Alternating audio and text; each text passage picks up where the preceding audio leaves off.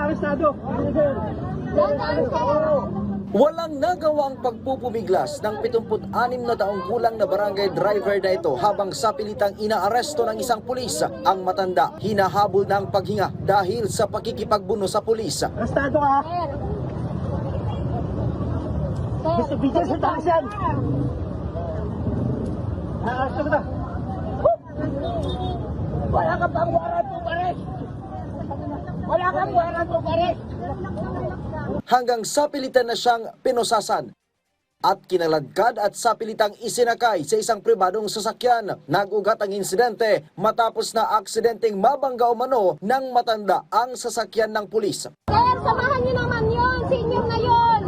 Nangyari ang insidente sa Taguig City. Ang pulis sa video may ranggong corporal at naka-assign sa Rizal Police Provincial Office. Agad inilagay sa restricted custody ang pulis.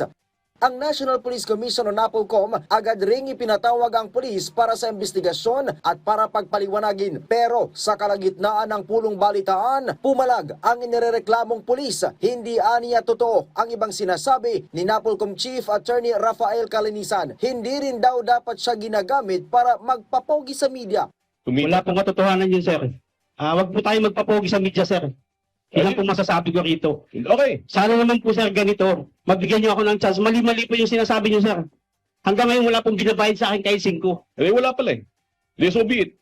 Huwag niyo po sana akong gawing instrumento dito para magpapogi kayo sa media. Hindi kami nagpapapogi dito. Magpapapogi kayo, sir.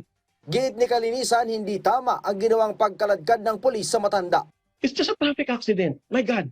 Matanda yung pinag-uusapan natin dito. Reasonable force.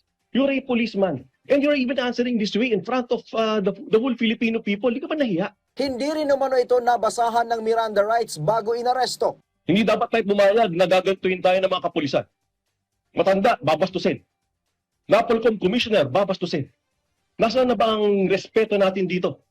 Corporal Suwan. Kaya wala nangyayari sa Pilipinas. Kaya nawawala ng tiwala ang taong bayan sa pulis. Gaya mo. Gawa mo. Hindi ka dapat maging pulis. Lumalabas naman na dati na palang may kinakaharap na iba't ibang paglabag ang pulis sa viral video. Kinundi na rin ng Rizal PPO ang naging asal ng pulis. Ryan Lisiges para sa Pambansang TV sa Bagong Pilipinas.